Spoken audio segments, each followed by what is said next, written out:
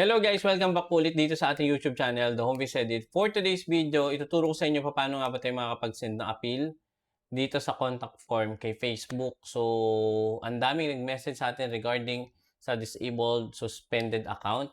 And ito yung ating ginawa na guide or procedure paano mabalik yung ating profile account or even yung mga Facebook pages. So, meron akong separate video nito na una dito sa video na gagawin natin. And kung hindi nyo pa napapanood yon, i-check nyo po yung playlist natin or i-check nyo yung mga video related dyan sa may YouTube channel natin. So, ganito yung makikita nyo kapag kayo ay nagkaroon ng suspended account or account has been locked. Like for example guys, ito yung ating last year notification. So, meron kayong marireceive na notification from Facebook na ganito.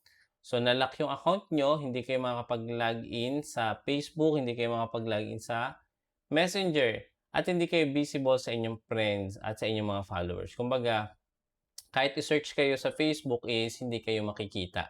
Ganun yung mga suspended or disabled account. Walang way para ma-search. So, kayo lang po talaga ang makakapagbalik niyan. Gamit po yung KYC. Magpapasa po tayo ng video, tawag dito, video sa Facebook or kay support. And then pangalawa, mag-upload tayo ng ID na magpapatunay na tayo po yung owner or tayo po yung mismo may hawak ng account natin. Meron kasing mga dahilan kung bakit na sususpend yung account natin. Pinaliwanag ko din po iyan sa nauna nating video. Ang number one is duplicated profile account. Ayaw na po ni Facebook na maraming profile account. Pwede marami or multiple pages, pero yung profile po natin, lalong-lalo na kung yan ay naka-meta verified, iwasan nyo mag-login ng same profile account with same name, same contact number, same email. Or ito kasi yung ginagawa ng mga na-suspend or na-disabled. Dahil nga wala silang magamit na Facebook or hindi sila makapag-message sa kanilang mga kapamilya, kakilala, ang gagawin nila is magkikreate ulit sila ng panibagong profile na connected yung details nila dun sa naunang na-disabled. So, ang mangyayari, ilang week or days lang yan, magiging disabled din yung ginawa nyo na bago. So, ganyan na pong katindi ang security ni Facebook. Actually, hindi lang naman sa security ng user, pati na din po sa mga content. Nade-detect na din ni Facebook yung mga unoriginal content doon sa mismo owner or original creator. Okay? Marami tayong na-miss na mga update, pero ito yung karaniwan na encounter or na-experience ng mga bago. So, pag-usapan natin, ito yung ating gagawin. Okay? Kung hindi po mag-work, sa inyo, pwede po kayong mag-meta verified. Or kung hindi pa nalalak yung account nyo or hindi pa suspended yung account nyo, I suggest kung kayo naman monetize na or kumikita kayo gamit yung Facebook nyo or importante yung Facebook profile or pages nyo, mag-meta verified kayo. So, malaki yung tulong po ng meta verification badge kapag po merong na-compromise yung account nyo, meron kayong gustong itanong sa support, and merong mga extra features po yan, security features like number one, yung nami-minimize yung mga poster ng inyong account, yung kumukopy ng account nyo at ina-upload dun sa created account. So yun, at marami pang iba. So kung importante naman yung profile account nyo at na-build nyo na yan, I suggest i-meta verified nyo. Yun nga lang, may monthly subscription po siya, nasa 600 plus pesos.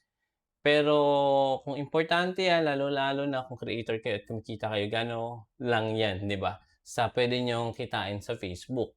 Okay, so ayan, ito pa yung isa na pwede nyong ma-encounter. Ayan, magkakasunod yan guys. Maraming reason kung bakit nalalak. Okay, pwede rin po sa mga posted video content or nasi-share natin. Especially sa politics, civic issue, sensitive, community standard violation. Marami pang iba. So ngayon, ito yung mai-she-share ko na guide. Gumawa po ako ng appeal form. Ito yung appeal form natin na sa notepad. Eto guys is ilalagay ko diyan sa may description sa may ibaba para ma-copy nyo. And ilalagay ko din diyan sa pin comment sa comment section para makakopy nyo or pwede nyong basahin or pwede nyo i-screenshot.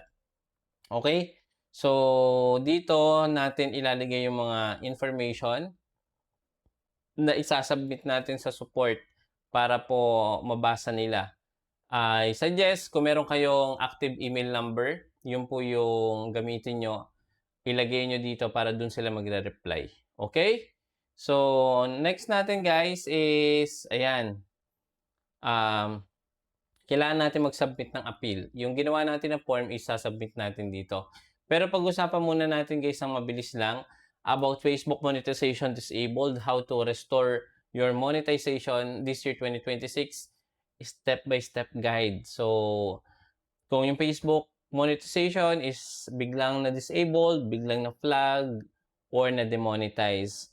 Ayan, kung kayo po inawalan ng ganito or ganyan na monetization, dahil po yan sa warnings about partner monetization policy, content monetization policy, and restricted monetization. Marami pang dahilan. Pero hindi lang kayo nag-iisa guys. Ang daming creator ngayon na-experience po yan. Okay? So, yon bigla na lang bumaba yung earnings na demonetize, na bumaba yung visibility or not recommendable or restricted access sa kanilang payout setting. Katulad ko, yung ating payout setting ay restricted dahil daw sa hindi maipaliwanag ng support. So, wala tayong magagawa dahil that time, no, nung na-encounter natin yung limited payout, may something na gano'n yung nakalagay sa payout setting ko. Payout is limited. Ibig sabihin, wala nang way para makuha ko yung sahod. Okay? So, ano naman tayo, admitted naman tayo, meron tayong mga na-share, meron tayong mga na-post na unoriginal. Okay? So, in this video, explain ko kung bakit yan nangyari, ano yung mga common reason, and why creators experience this warning. So, ito yung mga practical step. So, dapat natin gawin guys, step 1, i-check muna natin yung monetization status natin. So, saan tayo pupunta? So, very basic na lang yan. Kung palagi kayo nanonood ng content natin, alam nyo na kung paano pumunta sa professional dashboard and then pumunta sa monetization manager or account quality or page quality. Very basic na lang yan. So, palagi nyo po yan pupuntahan, palagi nyo yung i-check. Step number 2, review natin yung mga policy violation. Like for example, ano nga ba yung community standard violation or policy? Ano nga ba yung partner monetization policies? Ano nga ba yung content monetization policies? Ano nga ba yung copyright?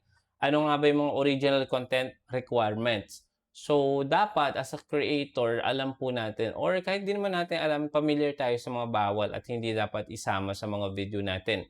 Lalong-lalo na sobrang higpit po ng mga platform na ito sa mga music na nilalagay or ina-add natin sa ating mga content. So, nagre-require po yan ng tawag dito, approval doon sa mismong creator nung song, nung background music, or pwede kayo mag-appeal, tawag dito, shared revenue na tinatawag. Pero yung most cases kasi nito kapag palagi tayong gumagamit ng mga copyrighted issue music, automatic yan guys, may violation kaagad yung account natin. So, gumamit lang kayo ng royalty-free music na meron naman talaga makukuha dito kay Facebook sa Music Studio or sa Creator Studio sa Facebook. 'Di ba? Kung mag-upload tayo ng Reels, meron dong option na copyrighted tapos royalty-free. Kung kayo ay monetize, I suggest ang gamitin nyo ng background music sa inyong mga content is yung royalty-free. Marami kayong mga category dyan or genre na pwede nyong pagpilian. Pwedeng pop, pwedeng rock, jazz, at marami pang iba. Okay? So, step number 3, remove or fix problematic content. So, kung meron kayo guys sa mga na-upload na content at sa tingin nyo, yun yung cause kung bakit na-disabled or na-suspend yung Facebook nyo, I suggest huwag na kayo magdalawang isip na i-edit or i-delete na lang yan. Okay? So, Puwede niyo naman guys i-submit ng appeal form dito sa contact form na 'to. Ayan, pakita ko lang sa inyo saglit. Puwede kayo dito mag-appeal kung sa tingin niyong humakot ng 100 million views 'yan, ayaw niyong i-delete, puwede niyo guys dito i-submit sa monetization policy appeal, okay? So 'yan, malinaw. So, delete or edit non-compliant posts, remove, reuse unauthorized content, replace copyrighted material with original content. Ayan, avoid misleading or spam-like posts. Okay, so sana malinaw. Don't worry guys, itong ating pinag-uusapan is isasama ko diyan sa description. Kasama na din dito yung appeal form natin na gagawin natin mamaya. Okay? So, ayan. Step number 4, mag-submit na tayo ng appeal. So, gumawa pa ako ng mahaba at maikli na appeal form. Kasi yung ibang appeal form dito kay Facebook is hindi sila tumatanggap ng sobrang haba na explanation. Gusto lang nila yung nasa 400 to 500 characters lang. So, kapag magsasubmit na tayo ng appeal, make it sure submit only one clear, respectful appeal. Okay? So, dapat magalang pa rin tayo kapag magsasubmit tayo sa mga support or dedicated support. Explain nyo yung situation ng malinaw at makatotohanan. Okay? Number 3, attach natin yung supporting screenshot or requested document if needed. So, yon, lalong-lalo na kung kayo ay naka-meta verified, automatic yan, kailangan nyo i-screenshot yung affected pages or profile. So, nire-require po nila yung i-submit natin. Pang-apat, avoid submitting repeated duplicate appeal. So, wag naman nating i-spam yung customer support. Number 5, eto, continue creating original content. So, dapat consistent tayo mag-upload ng original quality, no copyrighted content. Ayan, upload original videos. Avoid reposted, recycled clips. Alright? Focus on high-quality, valuable content. And pang-apat, stay active without trying bypass meta system. So, alam nyo na yung bypass meta system. Ito po yung mga fake engagement, manufactured like and comments, di ba? Followers. Automatic yan kahit ma-reach nyo yung requirements na binibigay sa atin ng Facebook para ma-monetize tayo. Kung sinortcut po natin yan or bypass natin yung system, hindi po natin makukuha yung monetization. Alright? So, ito yung best 5 solution na i-add ko lang. At kung umabot kayo dito sa video natin at hindi pa kayo nakapag-subscribe dito sa ating YouTube channel, please do subscribing at palike po itong video natin at pa-share na din. So, number 1, best solution, create 100% original content consistent. Okay? Pangalawa, follow all meta monetization policies and community standards. Alright. Number 3, submit only one professional appeal with complete information. So, yun. Very precise or malinaw po yan, guys. Okay, pang-apat, regularly check account quality, yung page quality, and yung monetization manager o yung professional dashboard natin. Panlima, be patient while Meta completes its automated or manual review. Alright. So guys, ayan, gumawa na tayo ng form. So ang gagawin natin, i-copy lang natin itong form natin. Ayan, select all, copy. And then punta tayo dito sa Help Center. So sa Help Center, dito po tayo mag-a-ask. Okay, so dedicated talaga to sa mga ganitong nangyari sa account natin. And then after ng Help Center, pupunta kayo dito sa My Personal Facebook Account Suspended or Disabled. So, kung appeal suspension, pakita ko lang sa inyo. Dito kayo guys, magla-login. I-click nyo po ito. Ayan, ito. Ayan, yung login Facebook. And then, meron lang po tayong 180 days para mag-submit or 6 months. Okay? Kapag po hindi natin nag-submit ng appeal, automatic permanent na po yung status or permanent disabled status na yung ating mga profile or pages. Kung wala pa rin, ito yun na yung gagawin nyo. Kiklik nyo po yun na sa may gilid, sa may ibaba. Ayan, pakita ko lang sa inyo. Ayan, was this helpful? I-click nyo no. And then, others. Click nyo yung others, then select.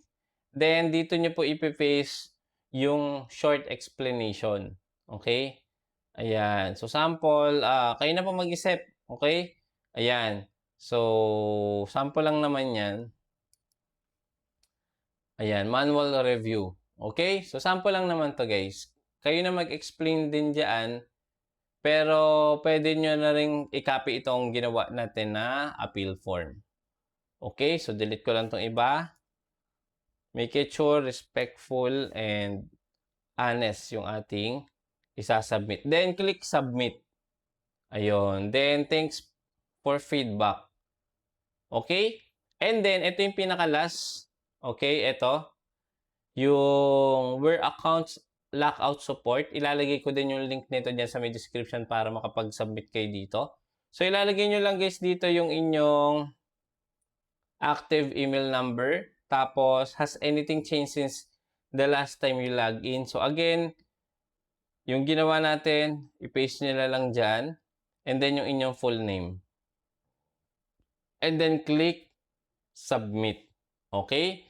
And then, kapag wala pa rin pong response, I suggest maghintay pa rin tayo. Usually, matagal talaga yan kapag disabled o suspended account.